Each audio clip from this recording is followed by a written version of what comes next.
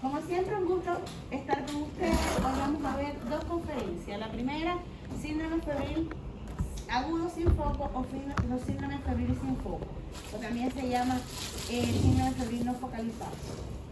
Yo soy la doctora Seida Capote, que hemos compartido otras veces, especialista en neonatología en Cuba. Aquí soy médico general. Ya.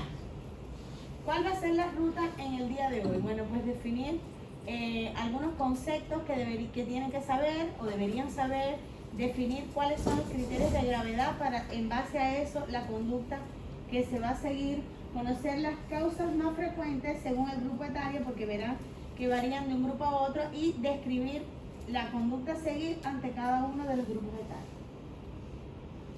Definiciones. ¿Qué se entiende por fiebre?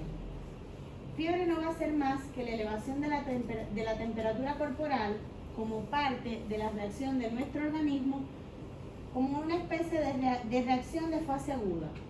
Se basa en el aumento en el punto de regulación del termostato de nuestra temperatura corporal. Después, más abajo le pongo una foto porque se encuentra a nivel del hipotálamo. Entonces, ¿qué va a ser hiperpirexia? Cuando esta misma fiebre, pero ya es mayor de 41 grados Celsius. E hipertermia es la elevación de la temperatura, pero sin cambios a nivel del centro termorregulador, que les decía que estaba en el hipotálamo, y generalmente es por un aumento en la alteración en la producción de calor, en el aporte y o la eliminación de calor. En este caso, es el caso que vemos de los recién nacidos que están muy abrigados, sobre abrigo, que le ponen sobre todo en invierno varias capas, que se conoce también como exsicosis, y los papás llegan a la urgencia diciendo que el niño tiene fiebre, y cuando usted toma temperatura rectal y todo está un poco elevada, pero todo negativo, y cuando se le quita el exceso de capas de ropa sin ninguna medida antipirética, la temperatura cero.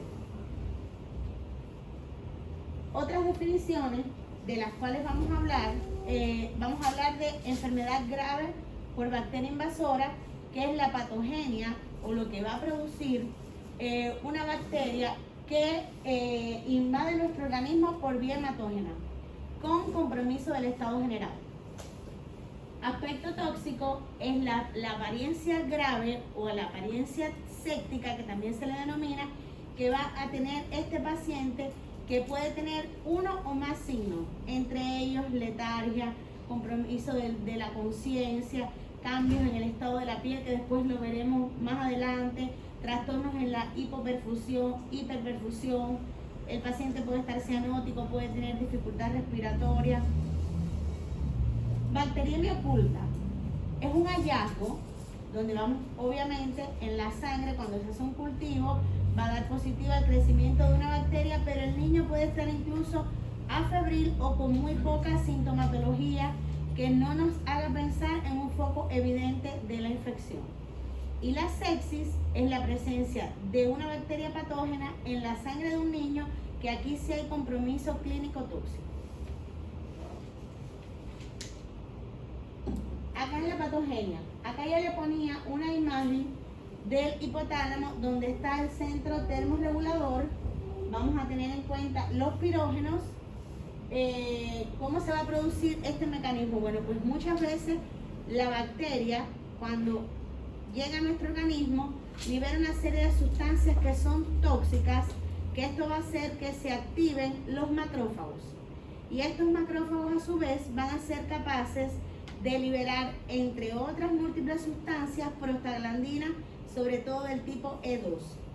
Y estas prostaglandinas circulantes van a actuar a nivel de este centro termorregulador, y la respuesta va a ser el aumento de la temperatura. Que además, cuando aumenta la temperatura, se puede producir una vasoconstricción periférica y puede haber escalofríos, piroerección. El paciente puede tener cierto trastorno en el color de la piel, tiritar, pero es por esto, porque estos pirógenos que se producen, o las bacterias que liberan esta sustancia, activan el centro termorregulador. ¿Cuáles van a ser las funciones de la fiebre? Porque la fiebre no es del todo negativa. Biológicamente, nuestro organismo, digamos que es sabio, y la fiebre trata, entre otras cosas, de eliminar estos gérmenes, de matarlos. O sea, va a retardar el crecimiento y la reproducción de estos virus y bacterias, y es una forma de detener el proceso infeccioso al limitar, al limitar el crecimiento de estas bacterias y los virus. Es capaz de aumentar la producción de neutrófilos, aumentando la respuesta de nuestro organismo, o sea, la respuesta de nuestros leucos, y hace que el organismo tenga una mejor respuesta a este mismo proceso infeccioso.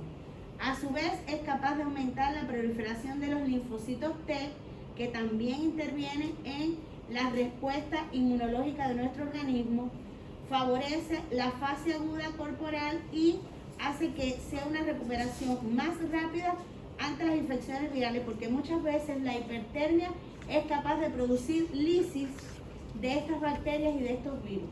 Entonces, entre que a veces por una parte limita o retarda el crecimiento y reproducción, a veces que produce lisis, y el hecho que aumente la producción de linfocitos T y de neutrófilos, bueno, pues todo esto incide en que hay una mejor respuesta. Es por eso que a veces los papás llegan y dicen que el niño tuvo fiebre, pero que después no pasó más nada.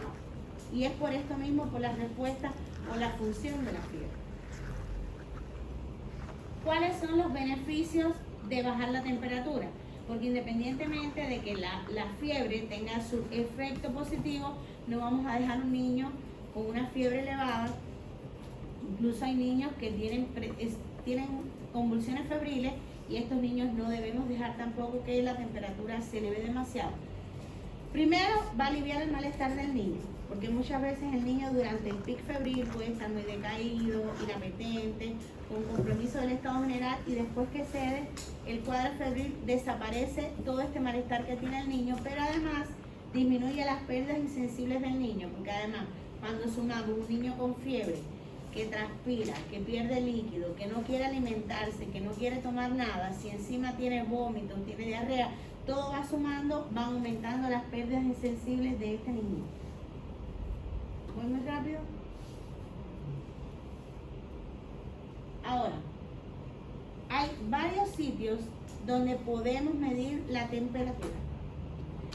Podemos hablar de la medición rectal, la medición axilar u oral y los métodos infrarrojos. Y someramente hablaremos de cada uno. La temperatura que se dice más adecuada o más fiel es la temperatura rectal. Es fácil de tomar, digamos, en los recién nacidos, pero ya en niños más grandes y sobre todo adolescentes se hace muy incómodo y muy engorroso.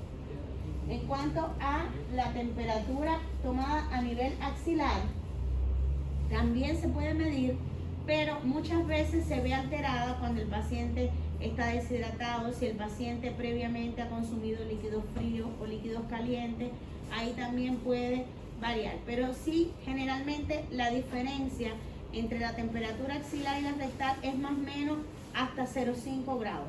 Puede ser 0,2, 0,3, hasta 0,5 grados puede llegar a la diferencia entre la temperatura axilar y la rectal. Y los métodos infrarrojos, bueno, con este tema de la pandemia se ha hecho muy popular para evitar el contacto entre una persona y otra, pero a veces se puede haber alteraciones, por ejemplo, que estén relacionadas en el punto en que usted tome la temperatura, con la zona con la irrigación sanguínea que tenga el paciente. Entonces, lo ideal es que, por ejemplo, en la frente sea medido a nivel de la arteria temporal. Es como lo más fiel, pero también puede estar sometido a varios campos. ¿Qué vamos a definir como síndrome febril agudo sin foco o fiebre sin foco? Se define como fiebre sin foco a la temperatura rectal mayor a 38 grados centígrados o grados Celsius, como ustedes lo quieran llamar, con una duración menor de 72 horas, y en cuyo episodio no podamos encontrar el foco o la causa de este episodio después de realizar un interrogatorio exhaustivo y un examen físico exhaustivo. Su nombre lo dice per se. Síndrome febril, sabemos que hay fiebre, 38 grados o más, que dura menos de 72 horas y no podemos focalizar, ni con examen físico, ni con el interrogatorio. Ahora, etiología, podemos hablar principalmente de etiología infecciosa y no infecciosa. Sí destacar que el mayor por ciento de la fiebre sin foco, el 80%, es de etiología viral. Eso, tenerlo claro que es la mayor causa, pero a su misma vez, a pesar de que es la más frecuente, es la más inocua, porque los episodios de mayor gravedad van a ocurrir producidos por bacterias. Entonces, dentro de este 80%, vamos a tener sobre todo los virus respiratorios, los virus digestivos y los virus exantemáticos, que como su nombre lo indica, son aquellos que son capaces de producir los exantemas. Están las bacterias no invasivas, que representan del 10 al 15%, que ahí podemos hablar de los episodios de infección del tracto urinario, que van a ver que la infección del tracto urinario dentro de las infecciones bacterianas son las más frecuentes. Después le pueden seguir la amigdalitis, la otitis, la sinusitis, la adenitis, básicamente todo lo que es vía respiratoria alta. Y las bacterianas invasivas, que por suerte es el menor por ciento, representan de un 4 o un 5%, pero son las que tienen mayor compromiso del estado general y traducen una mayor gravedad. Y aquí vamos a tener, bueno, pues las neumonías bacterianas, la celulitis, las meningitis, la osteomielitis, las artritis. Y dentro de las no infecciosas, que también por supuesto pueden producir fiebre, están la enfermedad de Kawasaki, los tumores, las mesenquimopatías, las enfermedades autoinmunes y las alergias, que igual representan un menor por ciento. Igual yo les puedo pasar las diapositivas, pero si quieren tomar alguna nota y voy muy rápido me dicen. Siempre recordar, etiología infecciosa y no infecciosa. Dentro de las infecciosas, 80% virales. Después van seguidas las no invasivas, que la más frecuente es la infección del tracto urinario, y después las invasivas. Bacteriemia oculta. ¿Qué va a aparecer con la bacteriemia oculta? Bueno, pues esta bacteriemia evoluciona muchas veces sin tratamiento, con una mejoría espontánea. El 21% permanece bacteriémico aunque esté un tiempo sin síntomas y después vuelva a recaer, y el 9% desarrolla meningitis. Por eso, que lo verán más adelante, todo niño que llegue con un síndrome febril deben hacerse estudios, y dentro de ellos, si están en un lugar que puedan tomar hemocultivo, mejor, porque a veces el cuadro desaparece y el hemocultivo puede salir positivo. ¿Cuál va a ser la conducta diagnóstica? Primero, el grupo etario. ¿Por qué? Porque no se van a comportar de la misma forma. Siempre, escuchen bien, siempre que ustedes tengan un recién nacido que le haga fiebre, deben hospitalizarlo. Siempre. Eso no se les puede olvidar. Pecado capital recibir un recién nacido con fiebre y mandarlo para la casa. Porque muchas veces los recién nacidos ni hacen fiebre. A veces los recién nacidos se comportan como los ancianos, como los adultos mayores, que a veces pueden tener una infección y ni siquiera tener fiebre. Cuando el recién nacido les haga fiebre, ojo, y debe quedar hospitalizado. Estudiarlo y hospitalizarlo. Incluso hasta los 3 meses se aconseja que se debe hospitalizar, y ahí se ve después si se pone tratamiento o no. Deben hacer un interrogatorio exhaustivo y tratar de obtener la mayor cantidad de detalles. ¿A qué se refiere? Si hay alguien más en la familia que esté enfermo, si el niño va a un jardín, si en el jardín hay otros niños enfermos,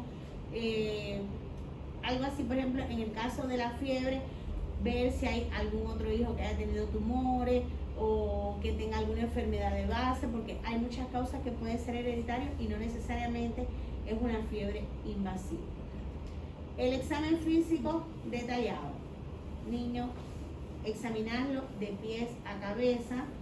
Muy importante el examen físico neurológico, En los mayores de 3 años ya podemos ver signos de en el caso de la meningitis ya aparece la rigidez de nuca en el mayor de los 3 años. Pero en los niños menores, a veces, en los recién nacidos no hay rigidez de nuca. Y en el menor de 3 años, a veces cuesta examinar a los niños, porque el niño se siente mal, porque no coopera, porque a veces la mamá tampoco coopera, pero hay que tratar de hacer un examen físico exhaustivo. Todo, desde la inspección, la palpación, la percusión, la ocultación, todo, lo más mínimo. Una lesión en la piel, por decir petequia, ojo, es grave. Ver la gravedad del niño. No es lo mismo un niño que llegue a la consulta de ustedes corriendo, que brinca, salta, grita, se tira en el piso, hace una pataleta, aquel niño que está completamente en los brazos de su mamá, que no quiere cooperar, que la mamá muchas veces dice que el niño no es así. Ese niño tiene un aspecto séptico en comparación con el otro que tiene buen estado general. Lo otro serían los exámenes de laboratorio. Importante, hay que estudiar este niño, como se dice, de pies a cabeza, no puede faltar su hemograma con un diferencial, hay que estudiar su orina. En caso de que tengan duda, hay que llegar incluso a la punción lumbar. En cuanto a los exámenes radiológicos, en el recién nacido sí se indican, y quizás en el lactante menor de 3 meses, pero el niño más grandecito, si no tiene síntomas respiratorios, no es obligatorio hacer una radiografía. En el niño grande, solo si hay signos respiratorios, se indica la radiografía. Si no, no es completamente necesario. Situación epidemiológica.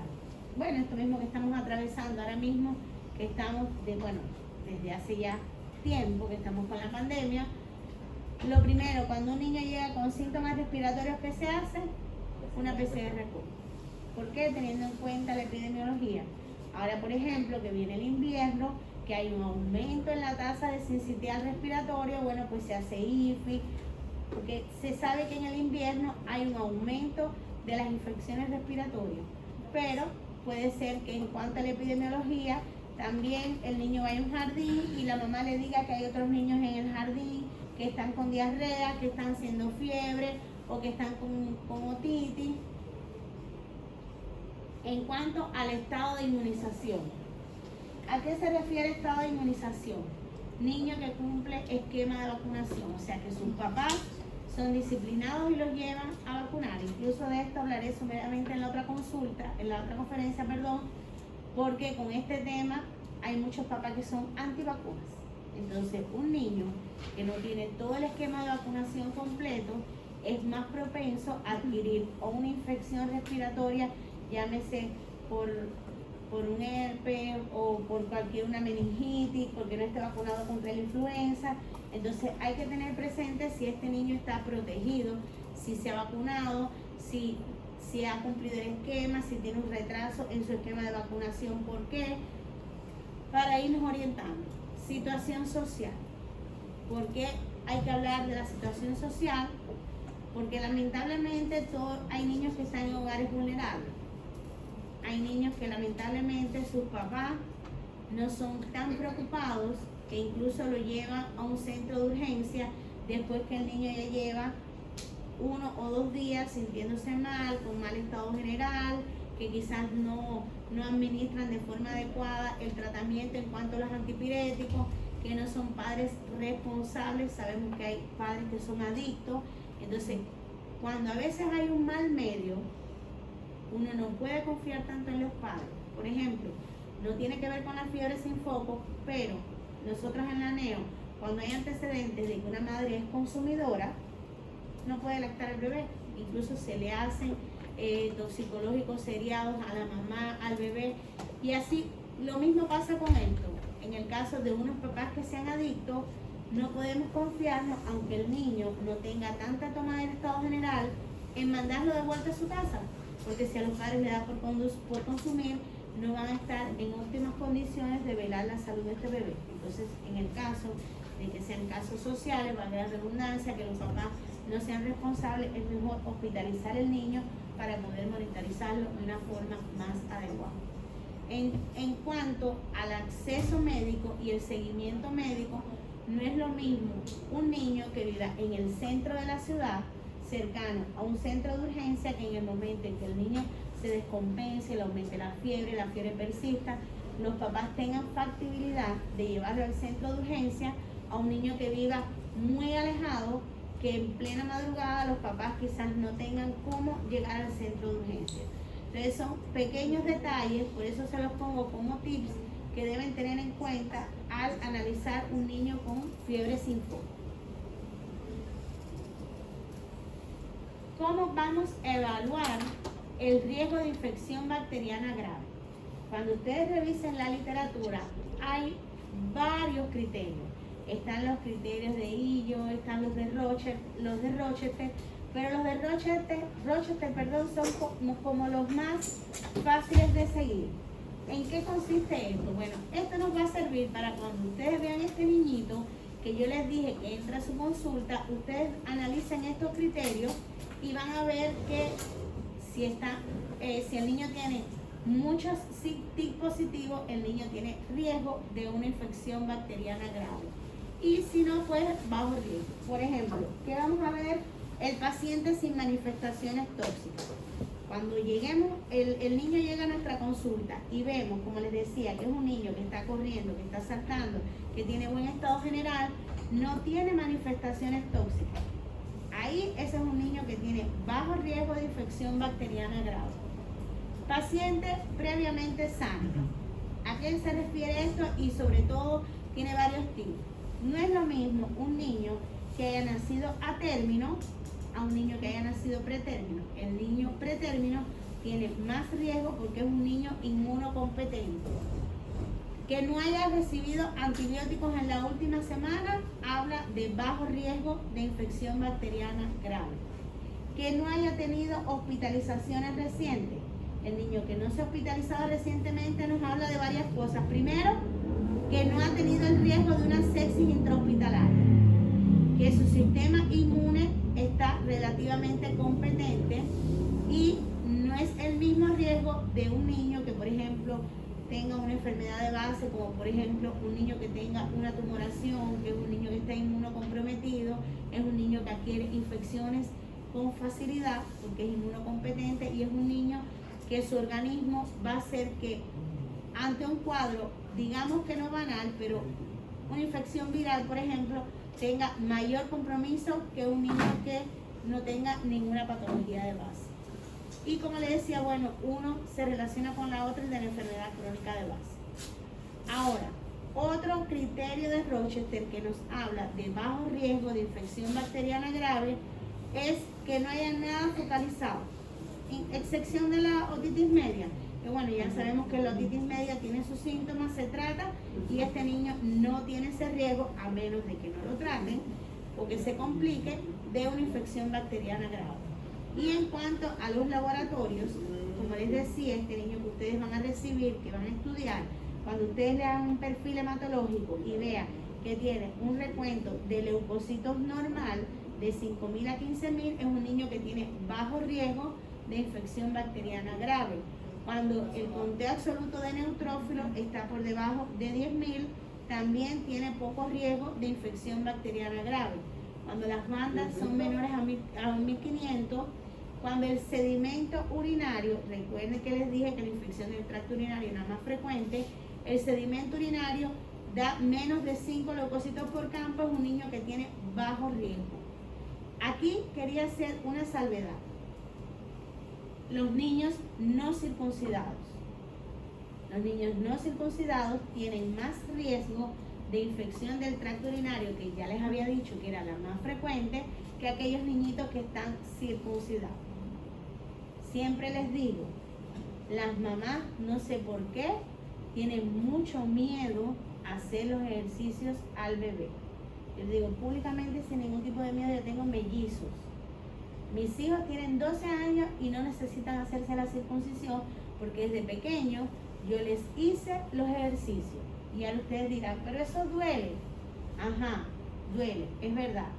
Pero el niño después no queda con esa memoria. En cambio, usted lo lleva a un salón de operaciones, tiene que pagar una consulta, tiene que pagar el PAC, tiene que hacerle exámenes al niño que le van a doler más porque además va a ser más grandecito, y encima todo lo que implica el dolor postoperatorio. Entonces, cuando usted evalúa riesgo-beneficio, es más inocuo hacer los ejercicios al bebé cuando es más chico que terminar en una cirugía, pero eso no está muy incorporado en la población. Así que lo otro, muchas veces los menores de 3 años, aunque tienen sedimento prácticamente normal, orina prácticamente normal, a veces el urocultivo sale positivo. Por tanto, a los menores de 3 años también deben tomarle urocultivo. En los niños pequeños tratar de cultivar todo, hacer perfil hematológico, perfil bioquímico, porque ahí podríamos ver si el paciente está deshidratado o no, hemocultivo, urocultivo y según la sepsis, una punción lumbar, porque la punción lumbar no se hace de rutina. Un niño que viene con buen estado general no le vamos a hacer una punción lumbar. Y en el caso también, otro criterio de bajo riesgo es en el caso de las diarreas, o sea que le digan que el niño viene con diarrea, que tenga menos de 5 leucocitos por campo en el colon. Así que, recapitulando, estos criterios de Rochester les van a permitir dilucidar si el niño tiene bajo riesgo o tiene alto riesgo, viendo su estado clínico, todos sus antecedentes desde el punto de vista si nació a término, si se vacuna, si está hospitalizado, si tiene una enfermedad de base, y por la parte de los laboratorios, un niño que tenga poca alteración en un hemograma, en un sedimento, que además estén las bandas normales, menos de 10.000 neutrófilos, un niño que sí tiene un síndrome febril, pero tiene pocos riesgos de enfermedad bacteriana grave. Bueno, aquí más o menos de esta tabla de a poco habíamos ido ya hablando previamente. Acá es el riesgo de infección bacteriana grave según el grupo de tal. Los recién nacidos, del 12 al 28%, digamos 30% aproximadamente, tienen riesgo de infección bacteriana grave. ¿Por qué? ¿Qué van a tener que ver ustedes a la hora de analizar un recién nacido? Primero, antecedentes periparto. Primero, saber si la señora es portadora de estrepto o no. Ahí se relaciona con los criterios de Rochester. El cultivo vaginal se realiza a las 35 semanas. Los pretérminos, generalmente la mamá no se hace cultivo de estrepto, pero ya el hecho de ser un niño pretérmino es un riesgo de sepsis en este grupo etario. Pero además, esta señora, por ejemplo, ¿cuál es la conducta que nosotros tomamos de rutina? Toda señora portadora de estrepto, cuando pare o se hace cesárea, al niño se le indica perfil y una PCR. ¿Por qué?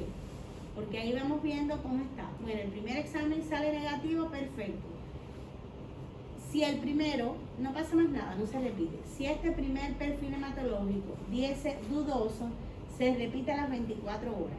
Y ya cuando la PCR da por encima de 15, nosotros lo hospitalizamos y le ponemos tratamiento, independientemente de que el niño no tenga ninguna sintomatología. Un niño que a nosotros en la unidad nos llega una PCR de 30, es un niño que se hospitaliza y se le pone tratamiento por el riesgo que tiene a posteriori de desarrollar una infección, porque en ese momento está asintomático, pero si se va para la casa puede que en 10, 15 días regrese con una sepsis severa. Entonces, acá también uno tiene que analizar el control que haya tenido la mamá durante el embarazo, cómo han sido sus serologías, porque no da fiebre, pero bueno, en el caso de la sífilis también hay que tratarlo, o sea, hay que tener una serie de factores al interrogar al recién nacido, obviamente no, pero a los padres, para obtener información. En el caso, como les decía, la infección del tracto urinario es la más frecuente, y como les repito, a pesar de ser la más frecuente, muchas veces puede un niño tener un urocultivo positivo con un sedimento y una orina normal o prácticamente normal.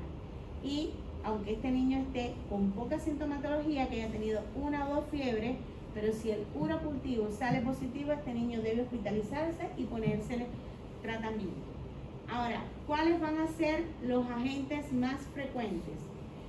la Escherichia coli, la listeria, el Streptococcus lacteae, y que es el capaz de producir una meningitis hasta en un 40%.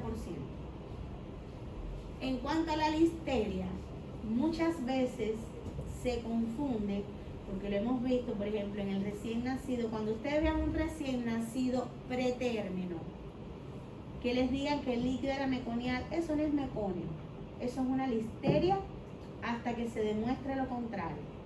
Los pretérminos no tienen líquido meconial, porque si vamos a la fisiopatología de por qué se produce el meconio, es, entre otras cosas, cuando hay asfixia, cuando hay otras cosas, que la respuesta final es la relajación del esfínter. Esto los pretérminos no lo tienen. Cuando a veces informan un pretérmino, un líquido fluido, es listeria y hay que tratarlo. De hecho, nosotros todos los pretérminos que se producen trabajo de parto, de forma precoz, sin una causa aparente, los tratamos como sepsis. Ahora, el alto riesgo, si lo trabajo, obviamente que todo lo contrario es el alto riesgo de infección bacteriana grave.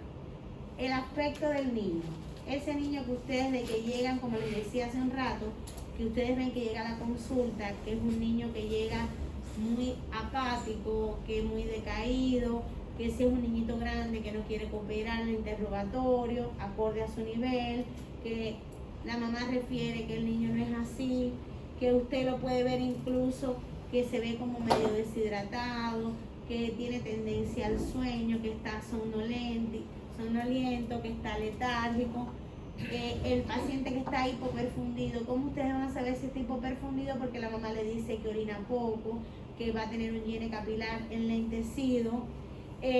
Cuando está hipo o hiperventilando, siempre recordar que con fiebre es fisiológico que haya cierta polisnea y cierta taquicardia, porque es normal, pero no que el paciente llegue a una polisnea en la cual tenga cianosis, que se vea agotado, que tenga además tiraje, aleteo. Ya ese es un niño que está más comprometido que un niño que sí que tiene fiebre, pero que básicamente tiene una frecuencia respiratoria cercana a la basal, que no está tan taquicárdico. Cuando tiene alteración de los signos vitales, obviamente no es lo mismo un niño que usted le pueda tomar bien los signos vitales, ese niño que está con un hiene capilar enlentecido, que pueda tener, según las tablas, cierto grado de hipotensión, que el paciente se vea mal. Cuando tiene, le decía anteriormente, exantema petequial, siempre que se vean petequias, pensar meningitis. Por lo menos pensarlo y descartarlo. Es mejor pensarlo, estudiar al niño y que no sea a no interpretar un síndrome petequial. Y bueno, la hiperpirexia, que como vimos al principio en el concepto, es la fiebre mayor a 41 grados centígrados.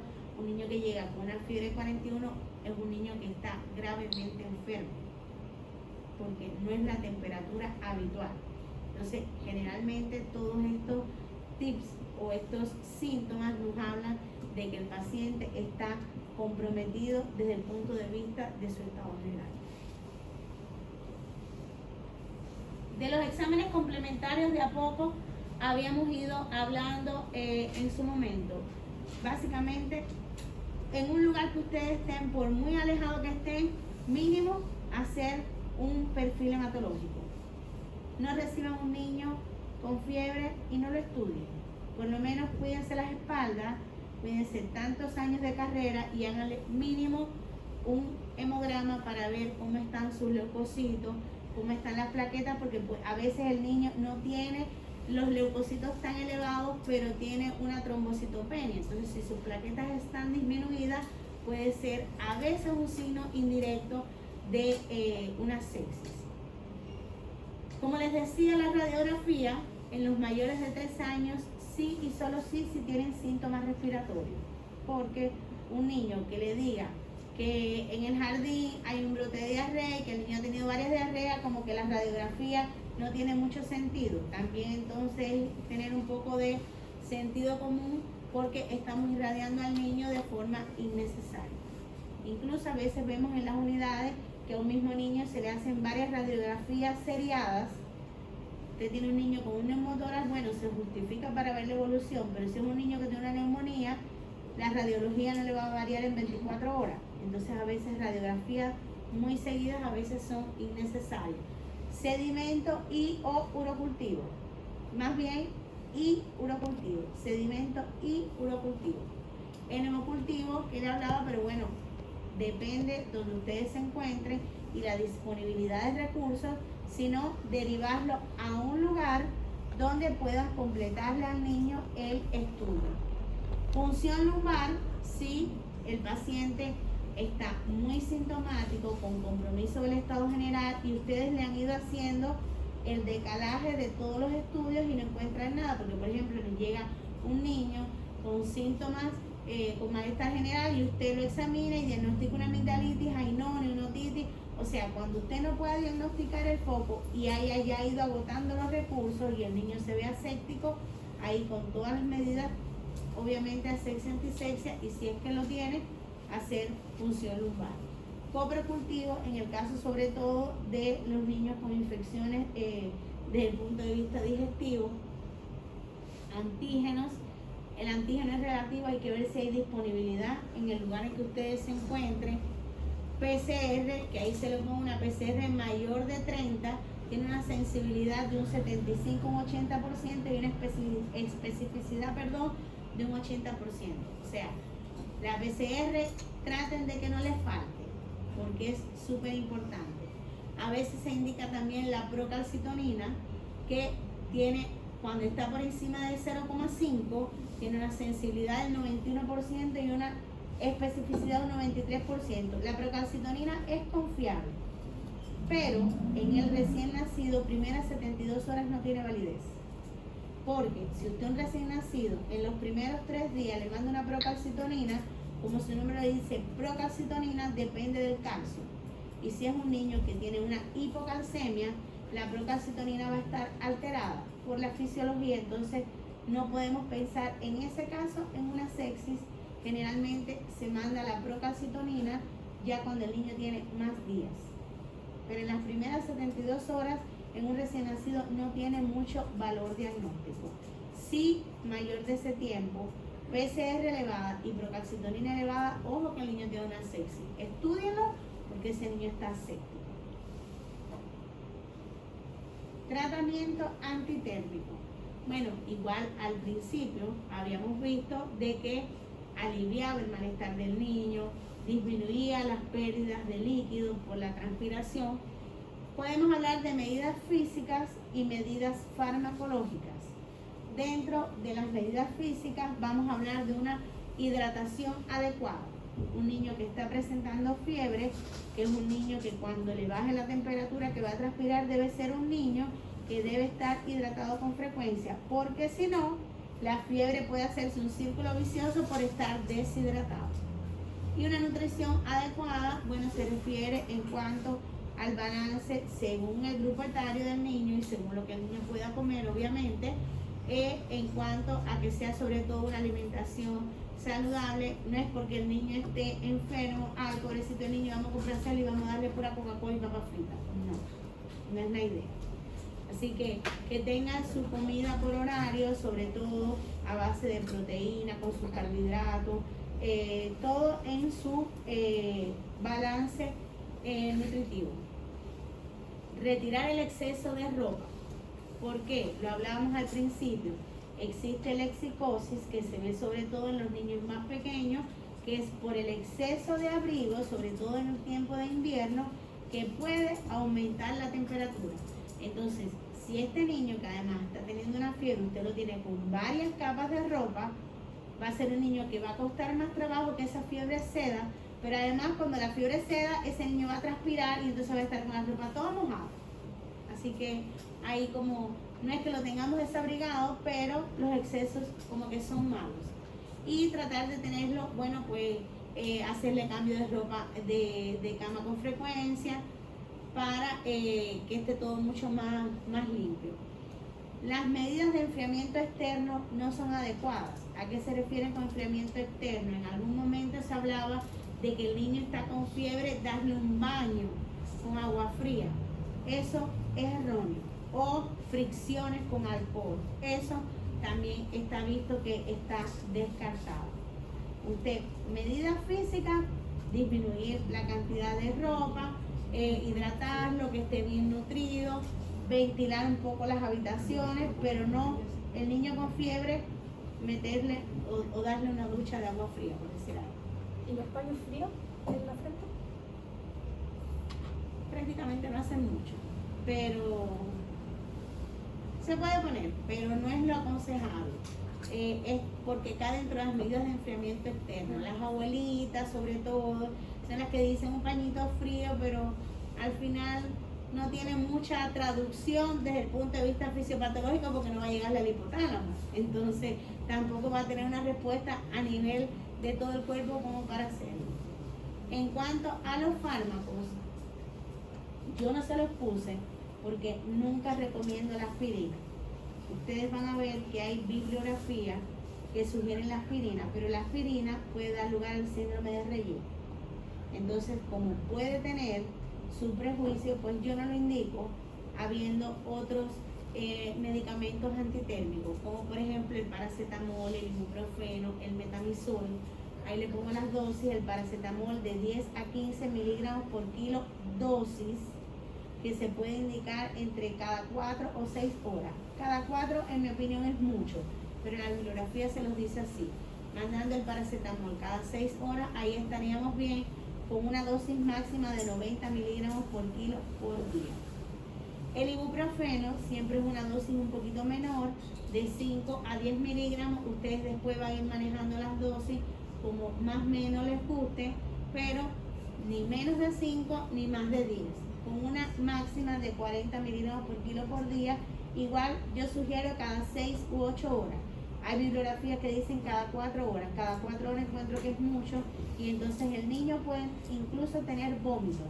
Entonces se pierde el efecto que uno realmente quiere lograr. Y el metamizol, que también se conoce como la dipirona, incluso es más costoso que el paracetamol. El paracetamol es como lo más económico, 20 miligramos por kilo dosis. Obviamente, ustedes se van a basar en la edad que tenga el niño, porque si es un niño pequeñito, bueno, es mejor un jarabe que lo toleran más. Si es un niño más grandecito, hay tableticas masticables, y bueno, ya en un adolescente se puede tomar la tableta completa. Pero ir viendo eso, manejando la edad del niño y según lo que la mamá le sea más asequible, porque usted le puede preguntar a la mamá, señora, ¿qué tiene en la casa para la fiebre? No, yo tengo ibuprofeno. Bueno, pues si la señora tiene ibuprofeno, mande ibuprofeno, porque no vamos a hacer que la señora compre paracetamol si lo que tiene es ibuprofeno. O sea, se lo digo como algunos tips, como sugerencias para cuando se enfrenten a su vida profesional. Tratamiento empírico, como les decía, desde la etapa neonatal hasta las 6 semanas, siempre sí o sí deben tratarse. Nosotros usamos de primera línea ampicilina, gentamicina. Les voy a describir los pilares de tratamiento, aunque ya eso quizás se vaya un poco del alcance que vayan a tener ustedes, pero forman parte de la cultura general. Primera línea recién nacido, ampigenta. La ampicilina puede ser hasta 100 miligramos por kilo cada 12 horas, y la gentamicina va a variar según la edad gestacional del niño. Si es menor de 29 semanas, se indica cada 48 horas, hasta 34 semanas, cada 36, y mayor de 35 se indica cada 24 horas. Se los digo solo para que lo sepan, porque no es pregunta de examen, ni es objetivo de ustedes, pero deben saber. Segunda línea, cloxamida. Y bueno, ya si tercera línea es para aquellos niños que están muy sépticos o que no han tenido una buena respuesta a los tratamientos anteriores, que ya si se le pone meropenem, vancomicina, linezolid, o sea, ya ahí se va avanzando. Y siempre que hay algo asociado desde el punto de vista digestivo, se asocia al metronidazol. Casi siempre cuando usamos segunda línea, cloxamida, se asocia a metronidazol en el caso de que sea un paciente quirúrgico, un paciente que tenga una enterocolitis. Según la clínica que presente el paciente, así ustedes lo van a tratar. pero también pueden tratarlo con ampicilina, cefotaxima, en dependencia del lugar donde ustedes estén y la disponibilidad de recursos que ustedes tengan. Y los lactantes mayores de 6 semanas se indica la ceftriaxona 50 miligramos por kilo dosis.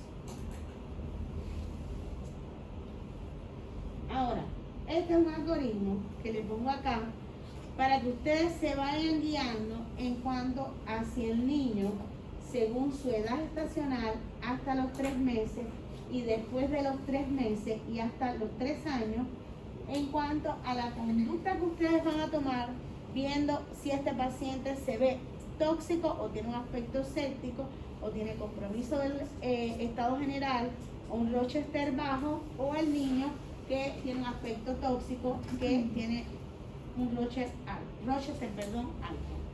En el caso del niño con bajo riesgo, como les decía, siempre hospitalizar. Esto es como un resumen de todo lo que habíamos hablado, porque en el menor de 3 meses, como les decía, aunque el niño tenga bajo riesgo, hospitalícenlo, estudienlo con lo que ya hablamos, y ahí ustedes van a evaluar si ponen tratamiento o no, como hablamos, con ceftriaxona y control en 24 horas.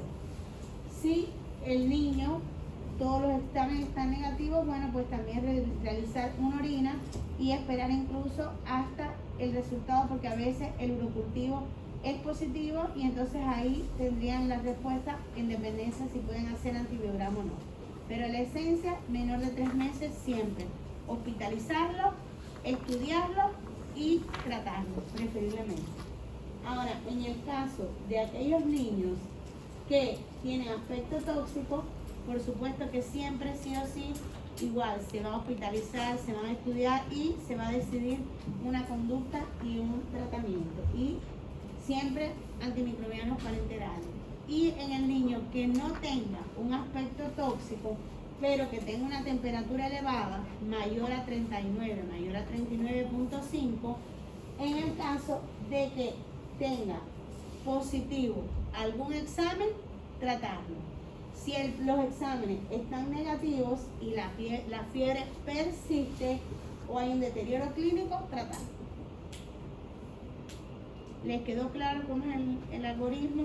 Menores de 3 meses y mayores de 3 meses a los 3 años, que no tienen aspecto tóxico o que tienen bajo riesgo de infección bacteriana grave, y los que sí tienen aspecto tóxico. Y dentro de este grupo, los que tienen bajo riesgo por su edad y su inmunidad y todos sus factores de riesgo que ya hemos hablado, se hospitalizan, estudiarlos y tratarlos. Y el caso del niño que tenga un aspecto tóxico, obviamente este niño sí hay que hospitalizarlo, estudiarlo y tratarlo. Si no tiene aspecto tóxico, pero la fiebre es elevada, 39, 39.5, se hospitaliza y se le hacen todos los exámenes. Si los exámenes son negativos, observarlo, o se le puede iniciar tratamiento y repetir exámenes en 24 o 48 horas. Y en el caso de que el niño esté con todos los exámenes negativos, pero tenga infección, o sea, la fiebre sea persistente, hospitalizar y tratar. ¿Les queda duda? Porque este cuadrito es como un poquito más complicado, pero es el resumen. Sí, ¿cómo es el tratamiento en el caso de que los resultados son todos negativos de los exámenes? ¿Con antipiréticos nada más? No, en el caso, también depende de si el niño influye todo, si está gravemente enfermo, si no lo está, del grupo etario. Como les decía, recién nacido, siempre tratarlos que se vean bien. Ahora, los otros niños, donde tiene exámenes positivos, según lo que vaya teniendo positivo, usted lo va tratando. Porque en la medida, puede ser que inicialmente no tenga un foco, pero en la medida en que usted lo vaya estudiando, por ejemplo, usted le hace un sedimento, o sea, el niño llega, usted le hace un perfil hematológico que casi no está alterado, lo examina completo, le toma un sedimento, está normal, pero el urocultivo llega positivo, usted lo puede tratar. Ahora, ahí habría que ver si es un nefrópata de base, porque hay niños, por ejemplo, que son nefrópatas y tienen su profilaxis. Entonces, estos niños uno primero tiene que enfocarse en eso. Pero si no, estos niños ya cuando usted encuentra algo positivo, hay que tratarlo. Si este niño usted lo hospitaliza, le da todo negativo, obsérvelo 24, 48 horas. Si usted lo ve con un aspecto grave, póngale tratamiento aunque no sepa lo que tiene. ¿Y qué tratamiento?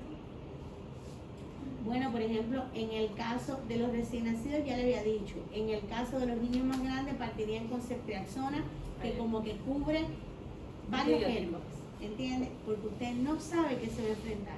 Pero si usted tiene un niño que lo estudia, está todo negativo, pero el niño sigue muy sintomático, con mucha toma de estado general, trate de ponerle un antibiótico que lo cubra de casi todo lo que lo pueda cubrir. Y ahí aparecen las cefalosporinas de tercera generación. Porque puede ser que usted esté poniendo, no sé, amicacina a un niño y lo que tenga sea un germen gran positivo. Entonces la amicacina como que no le va a resultar mucho. Entonces tratar de cubrir con algo de amplio espectro. Y aquí aparecen las cefalosporinas de tercera generación.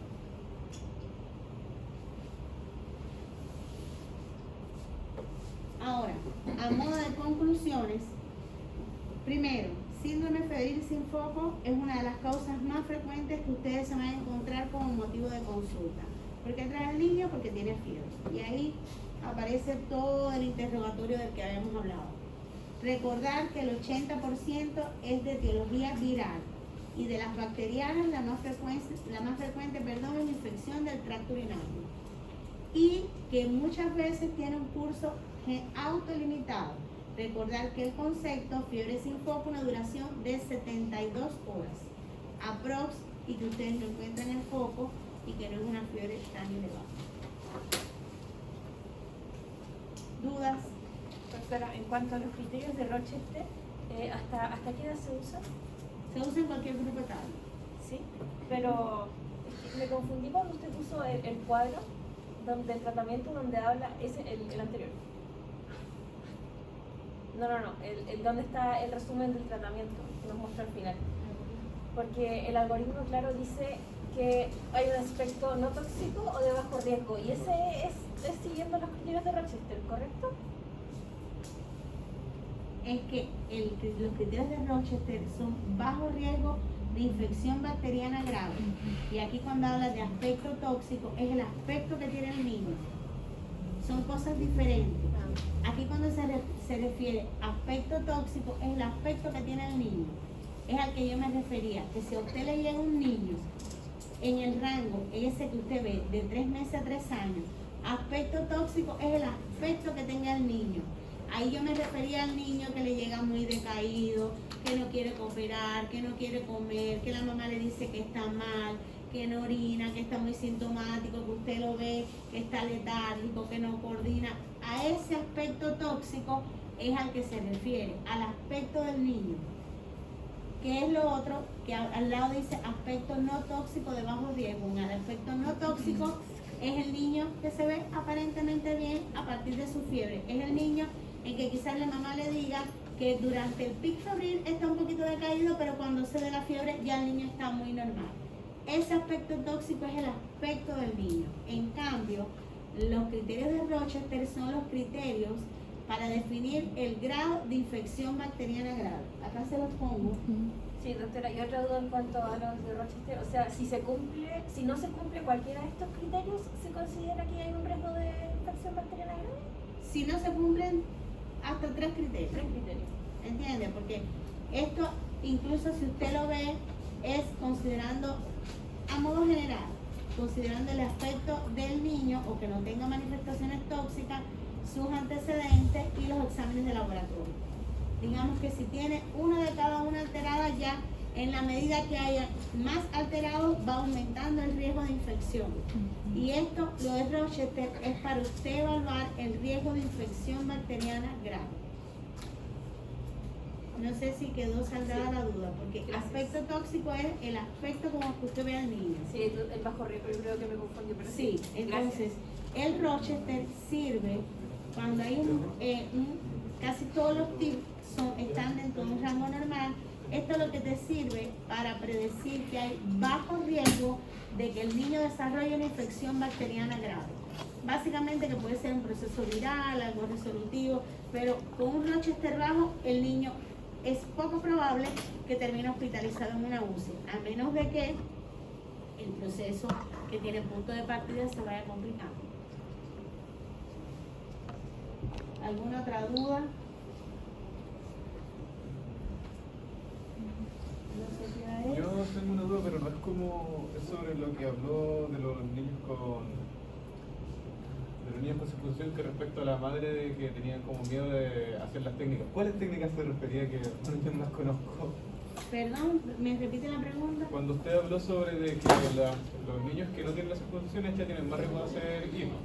Y usted habló de que muchas madres no hacen las técnicas a los niños por vergüenza y después prefieren pagar la operación. ¿A cuáles técnicas se refería? A las técnicas. Ahí me refería al masaje o al ejercicio que usted realiza en el pene de los bebés para ir reduciendo la fímusis.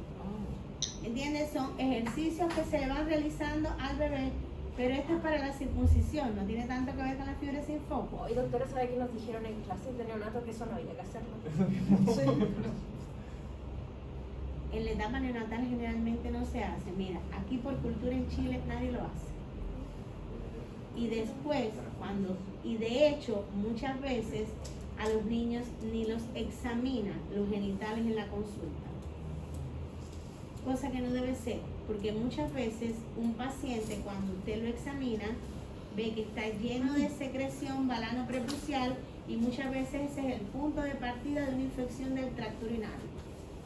Acá de rutina no se hace, pero lo que le hablé fue cuando les hablaba de la circuncisión, que por cultura acá en Chile no hacen un ejercicio y van directo a pabellón.